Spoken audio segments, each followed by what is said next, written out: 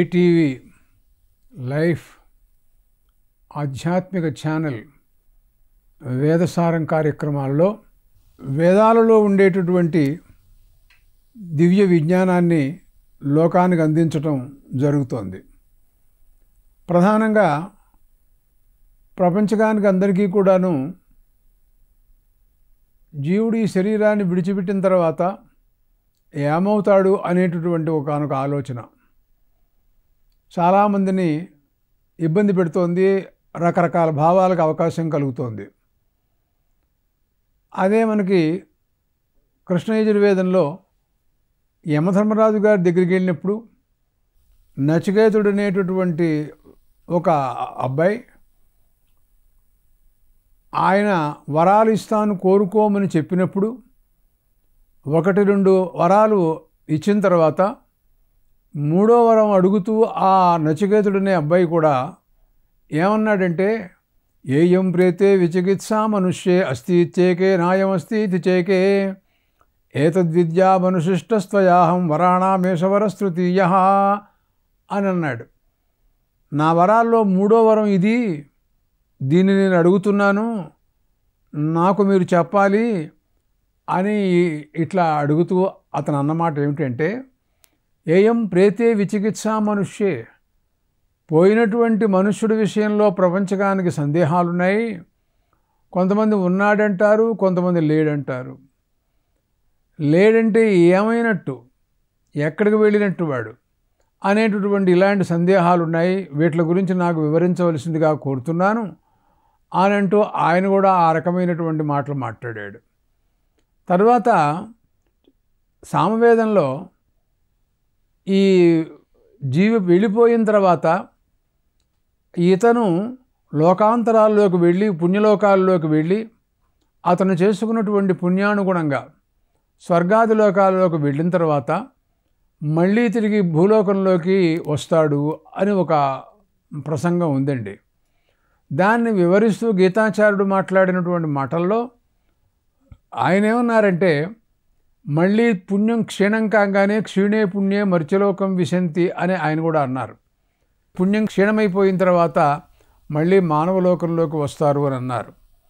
చాందోగ్యం మాట్లాడుతూ అంటే సామవేదానికి సంబంధించినటువంటి విచారణ చేస్తూ అదేం చెప్పింది అంటే పుణ్యం ఎప్పుడైతే అయిపోయిందో ఆ లోకాల్లో ఉండటం అనేటటువంటిది తగ్గిపోయిన తర్వాత మళ్ళీ తిరిగి మానవ లోకంలోకి వెళ్ళాలి అనేటటువంటి పరిస్థితులలో వీళ్ళు జలధారల ద్వారా ఓషధుల్లోకి ప్రవేశించి వర్షముల ద్వారా ఓషధులలో ఆ జీవులందరూ కూడాను కొంతమంది దాంట్లో ప్రవేశించి ఉంటారు అని వర్ణనలు ఉన్నాయండి. దాంట్లో అదేమిటండి, జీవులు ఏమిటి, వర్షధారల ద్వారా ఓషధులలో ప్రవేశించడం ఏమిటి, యవా ఓషధయ స్థిలమాషా జాయంతే అనంటూ వర్ణించింది సామవేదం. దాంట్లో ఏమని చెబుతున్నారంటే వాళ్ళు చూడండి, ఈ లోకంలో చేసినటువంటి పుణ్యపురుషుడు ఎలా పెడతాడు ఏమిటి అనేటటువంటి విషయంలో మాట్లాడుతూ తం విద్యా కర్మణి సమన్వారభేతే పూర్వప్రజ్ఞాచ అని శుక్లయజుర్వేద వాక్యం మాట్లాడుతూ ఉంటుంది. ఇతనికి వెళ్ళేటప్పుడు సహాయంగా ఉండేది ఎవరు అంటే విద్యా కర్మ, ఈ పూర్వప్రజ్ఞ, ఈ 3 ఇతన్ని అనుసరిస్తాయి అని చెబుతుందండి శుక్లయజుర్వేదం. అంటే విద్యా కర్మలు అంటే అతను చేసినటువంటి భగవద్ ఉపాసన, ఏ పరమాత్మని ధ్యానం చేస్తూ ఉంటాడో నిరంతరం సర్వకాల సర్వావస్థల్లో యోగీశ్వరుడు యోగాభ్యాస బలం వలన సమాధిలో పరమాత్మను అలా ధ్యానం చేస్తూ ఉంటారు. దానివలన ఆ భావనా బలం వలన వాళ్ళు మళ్ళీ తిరిగి పరమాత్మ స్వరూపాన్ని అవుతారు. అలాగే కర్మానుష్ఠాతలు ఉన్నారు, వాళ్ళు చేసినటువంటి పుణ్యం ఉంటుంది. ఇదంతా ఉందే ఇతని అంతఃకరణలో లోపల ఇవన్నీ కూడాను అతనిలో ఉంటాయన్నమాట. అదే ఒక యజుర్వేదంలో ఒక ప్రసంగంలో మాట్లాడుతూ ఈ జీవుడు ఈ లోకాన్ని విడిచిపెట్టి వెళ్ళేటప్పుడు ఈ శరీరం ఏమైపోతుందో అందరికీ తెలుసు. ఇది శ్మశానంలో భస్మమైపోతున్న సంగతి మనకు తెలుసు. ఇకపోతే మరి ఎవరు పెడుతున్నారు, ఏం పట్టుకెడుతున్నాడు, ఎట్లా పెడుతున్నాడు, మార్గం ఏమిటి, అనేటటువంటి సందేహాలన్నీ కూడా ఉన్నాయి. వీటిని గురించి ఎక్కువగా విచారణ చేసినవి వేదాలన్నీ కూడాను. దాంట్లో మాట్లాడుతూ ఒక మంత్రం ఉంటుంది.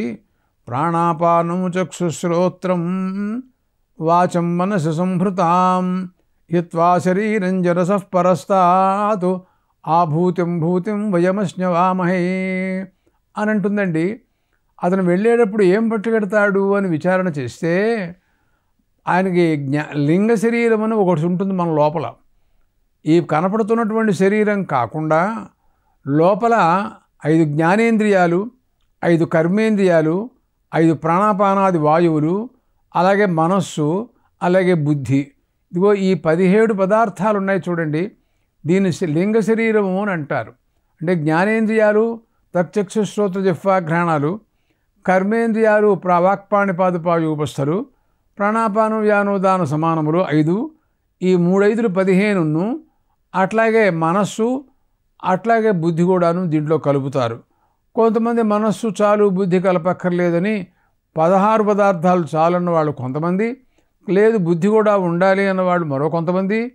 మొత్తం మీద 17 పదార్థాలతో ఈ జీవుడు ఇక్కడి నుంచి వెడతాడు వెళ్ళేటప్పుడు. అదే ఈ లింగ శరీరం అంటారు, దీని పేరు అన్నమాట. అయితే దీంట్లో ప్రధానమైనటువంటిది ఏమిటంటే మనస్సు. అదిగో ఆ మనస్సులో ఇతను చేసినటువంటి పుణ్యం కానీ పాపం కానీ అవన్నీ దాంట్లో సంస్కార రూపంగా దాంట్లో ఉంటాయన్నమాట. అవే అతను ఉత్తమలోకాలకు తీసుకెళ్ళేటటువంటివి. దాంతోనే అతను ఆ లోకాలన్నింటి కూడా వెళ్ళటానికి అవకాశం లభిస్తుంది అని స్పష్టంగా కనపడుతోంది మనకి మంత్రాలలో. మరో మంత్రం కూడా చెబుతూ ఏమంటుందంటే అక్కడ పూర్వం దేవా అపరేణానుపశ్యన్ జన్మభిః జన్మాన్యవరైః పరాణి వేదాని దేవా అయమస్మీతి మాం అహగుం హిత్వా శరీరం జరసః పరస్తాత్ అంటుంది. ఆ మంత్రంలో అతను అనుకుంటున్నాడు, నేను ఇంతకుముందు ఒక జన్మ నాకు ఉండి ఉంటుంది అని నాకు ఒక దృఢమైనటువంటి విశ్వాసం కలిగి ఉందండి. ఇప్పుడు నీకు ఎలా కనపడిందయ్యా, నీకు ఎలా తెలిసింది ఆ విషయం అంటే, చూడండి, మనం విద్యా విధానంలో ఒక పాఠశాలలో విద్యార్థులను మనం చదువు కోసం పెడతాం. అక్కడ 4 రకాల చదువులు ఉన్నాయి. కొంతమంది వేదాలు చదువుకుంటారు, కొంతమంది శాస్త్రాలు చదువుకుంటారు. కానీ వెళ్ళినటువంటి విద్యార్థికి వేదాల్లోనూ అతన్ని చదువుకోవడం కోసం కూర్చోబెట్టారు, శాస్త్రంలోనూ చదువుకోవడానికి అతనికి అవకాశం కలగజేశారు. అతను నేను శాస్త్రమే చదువుకుంటాను, వేదం నాకు రావటం లేదు, ఆ స్వరాలు నాకు పలకట్లేదు, నాకు అక్కర్లేదు ఆ చదువు, నేను శాస్త్రాలే చదువుకుంటాను అంటాడు. ఒకడంటాడు నాకు ఆ శాస్త్రం ఏమిటో తెలియట్లేదు, నేను వేదమే చదువుకుంటాను ఒకడంటాడు. అట్లాగే మన ఆంగ్ల కళాశాలలో మనం చూసినట్టయితే అక్కడ కూడా భాష, కొన్ని భాషలు చెప్పేటటువంటి ఇంగ్లీష్ కానీ, తర్వాత తెలుగు కానీ, సంస్కృతం కానీ, అట్లాగే మరి లెక్కలు కానీ, సైన్స్ కానీ, ఇలా భిన్న భిన్నమైనటువంటి కోర్సులు ఉంటాయి. దాంట్లో కొన్నింట్లలో కొంతమందికి అభినవేశం ఎక్కువగా ఉండి ఆ కోర్సుని ముందు కూడాను వాళ్ళు తీసుకుని దాంట్లో ప్రావీణ్యాన్ని పొందుతూ మిగిలిన వాటి జోలికి పోకుండా ఉండడం అనేది అక్కడ కూడా చూస్తూనే ఉన్నాం మనం. అతనుకు సమానంగా ఒకే కళాశాలలో, ఒకే పాఠశాలలో అన్ని విద్యలు ఉన్నప్పటికీ, అంతమంది విద్వాంసులు మాస్టర్లు కూడా బోధించేవాళ్ళు ఉన్నప్పటికీ వాడి అభిరుచి ఒకదాని మీదే ఉంటుంది కానీ ఇంకో దాని మీద ఉండటం లేదు. కారణం ఏమిటి అని అంటే, జన్మాంతరంలో అతను దాని గురించే ఎక్కువగా విచారణ చేసి ఉంటాడని, ఆ సంస్కారం అతనికి చాలా బలంగా దాంట్లో ఉందని, అందుకోసమనే ఆ విజ్ఞానంలోనే నా బుద్ధి పోతోంది, నేను అదే చదువుకుంటాను అంటూ చాలా ఎంతో గొప్పగా దాని మీద దృష్టి పెడతాడు. చాలా బాగా ఉత్తీర్ణుడవుతాడు, మంచి అభినవేశం ఉంటుంది, తర్వాత దాంట్లో రాణిస్తాడు, మంచి ఉద్యోగంలోనూ ఔన్నత్యంలో ఉంటాడు. అదే అంటున్నాడు ఈ మంత్రంలో మాట్లాడుతూ, పూర్వం దేవా అపరేణానుపశ్యన్ జన్మభిః. దీన్ని బట్టి నేను ఇదివరకు నాకు ఒక జన్మ ఉండి ఉంటుందని, ఆ జన్మలో నేను ఈ విజ్ఞానాన్ని చాలా గొప్పగా ఆర్జించానని, దాని ప్రకారంగానే ఇప్పుడు కూడా దాంట్లో నాకు అభినవేశం కలుగుతోంది అంటే ఇది జన్మాంతర సంస్కారం తప్పనిసరిగాను, సందేహం లేదు అని అతను అనుకుంటున్నాడనమాట. అలాగే కొంతమంది దానం చేసే గుణం కలిగి వాళ్ళు ఉంటారు, జన్మాంతరంలో అలాంటి సంస్కారం వాళ్ళల్లో ఉంటుందన్నమాట. దీన్ని బట్టి చూస్తే జన్మాంతరం ఉంది అన్న సంగతి ఈ మంత్రం స్పష్టంగా చెబుతోంది. కానీ లేకపోయినట్టయితే ఇలాంటి విజ్ఞానం పట్ల ఇతనికి ఆసక్తి ఉండటం, ఒక విజ్ఞానం ముందు అభినివేశం లేకపోవటం, ఒక విజ్ఞానం పట్ల అభినివేశం ఉండటం, ఈ రెండింటినీ మనం బాగా విచారించి చూసినట్లయితే జన్మాంతరంలో ఇతనికి బాగా ఆ సంస్కారం ఉంది అన్న విషయం మనం అర్థం చేసుకునే అవకాశం ఈ మంత్రం ద్వారా మనకు అర్థమవుతోంది. తరువాత కూడా అంటాడు, పూర్వం దేవా అపరేణానుపశ్యం జన్మభి జన్మాన్యవరైః పరాణి. ఈ తర్వాత కూడా మళ్ళీ ఇలాగే జన్మాంతరం నాకు ఉంటుందని, దానివలన నేను ఉత్తమ స్థితిని మళ్ళీ పొందగలుగుతానని, దానికోసం నేను ఇప్పుడే ప్రయత్నాలు చేసుకుంటున్నానని దాంట్లో ఆలోచనలో చెబుతున్నాడు. ఎప్పుడైతే పూర్వజన్మని నిర్ణయించుకున్నాడో పరజన్మ కూడా ఉంటుందని చెప్పడంలో అభ్యంతరం ఏముందండి? ఇదివరకు మనం ఒక జన్మలో ఇవన్నీ కూడాను ఆర్జించి ఉన్నాము అని ఒక నిర్ణయం కలిగినప్పుడు తర్వాత జన్మలో కూడా మనకి ఇవన్నీ కూడా ఉపయోగిస్తాయి అనే భావం కూడా కలిగి ఉంటుంది కదా. దాన్ని బట్టి చూస్తే జన్మాంతరాలు ఉన్నాయి అనే నిర్ణయం ఈ మంత్రాల వల్ల స్పష్టంగా కనపడుతోందన్నమాట. అక్కడ అంటాడు, పూర్వం దేవా అపరేణానుపశ్యం జన్మభి జన్మాన్యవరైః పరాణి వేదాని దేవా అయమస్మీతి మాం. నేను ఫలానా జన్మాంతరంలోను అని ఒక నిర్ణయం. అహం హిత్వా శరీరం జరసః పరస్తాతు. ఈ వార్ధక్యం వచ్చిన తర్వాత, ఈ శరీరాన్ని విడిచిపెట్టేసిన తర్వాత మళ్ళీ తిరిగి నూతనమైనటువంటి శరీరాన్ని దేవజన్మం ఏదో నేను పొందుతాను తప్పకుండాను. ఆ జన్మలో నేను ఉత్తమ స్థితిని నేను మళ్ళీ పొందగలుగుతాను, దానికి ఇప్పటి నుంచి నేను ప్రయత్నాలు చేసుకుంటున్నాను అని అతను అనేక రకములైనటువంటి పుణ్యాలు చేయటం కానీ అవన్నీ కూడాను లోకంలో మనం చూస్తూనే ఉన్నాం.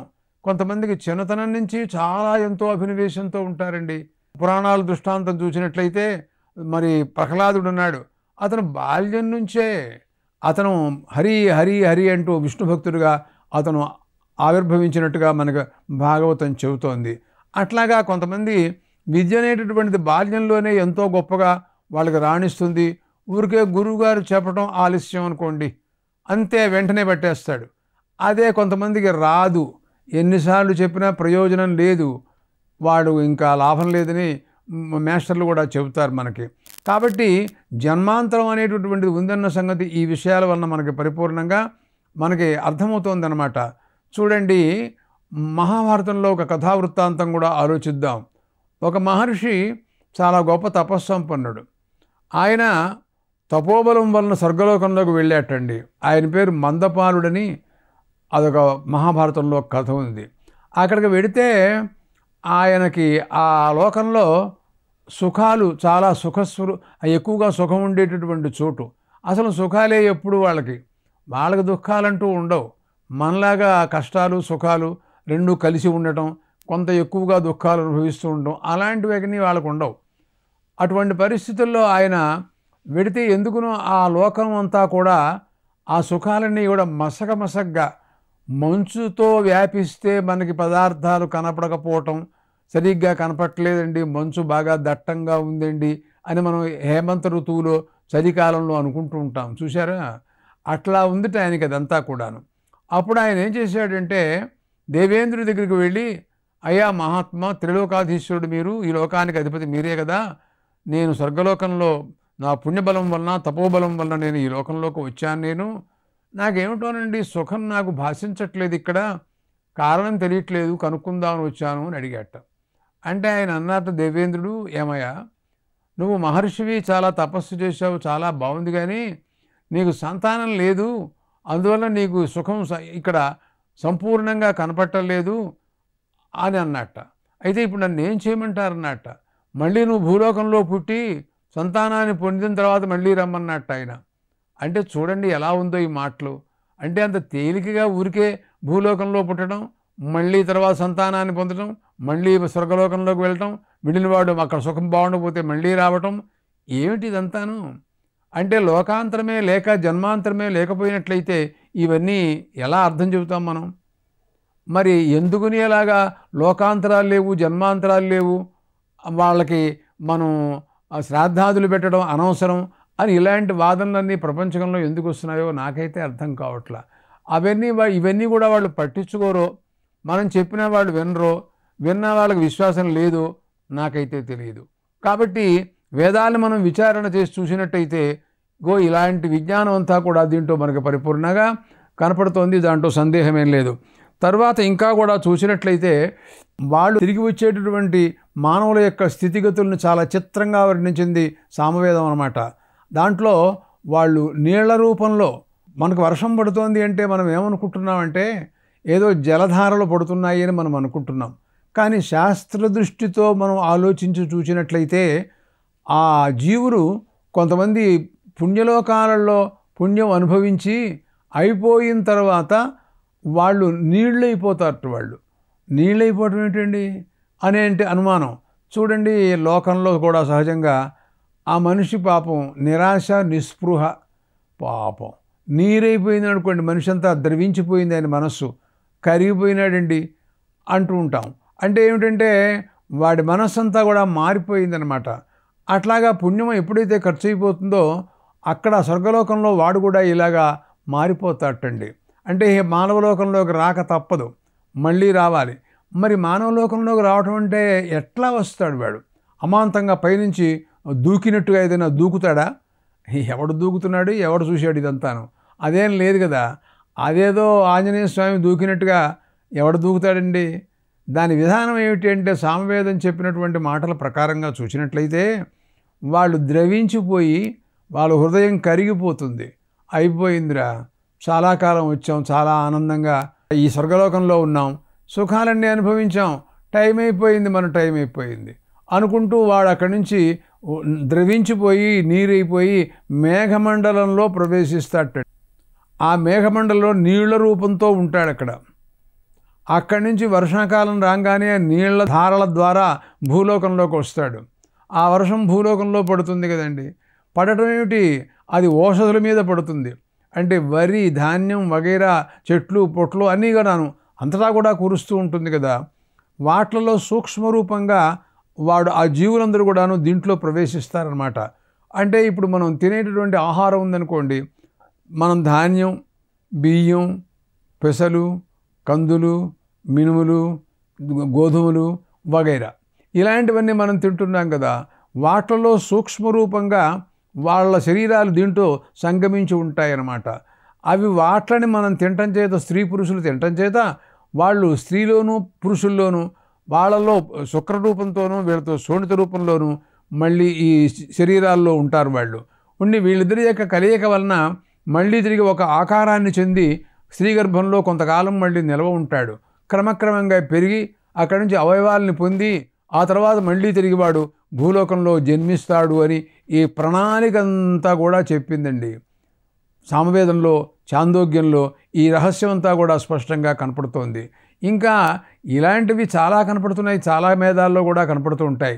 శుక్లయజుర్వేదంలో సందర్భంలో మాట్లాడుతూ ఒక మంత్రం చెబుతుంది. అగ్నేనయ సుపథా రాజే అస్మాన్ విశ్వాని దేవ వయునాని విద్వాన్ యుయోధ్యస్మజ్జుహురాడమేనో భూయిష్ఠాంతేరమ ఉక్తిం విధేమ అని అంటుందండి. అగ్నిదేవుడితో ప్రార్థిస్తున్నాడు ఈ మంత్రంలో. ఓ అగ్నిదేవా, అతనితో మాట్లాడుతూ అంటాడు, ఏమయ్యా నువ్వు కొంచెం మంచి మార్గంలో తీసుకెళ్ళబోయా నన్ను అని ఆ అగ్నిదేవుడితో చెప్పుకుంటున్నాడు. అంటే ఏమిటి మంచి మార్గంగా తీసుకెళ్ళు? రాళ్ళు, రప్పలు, ముళ్ళు, కంపలు అలాంటి మార్గంలో తీసుకెళ్ళమోక.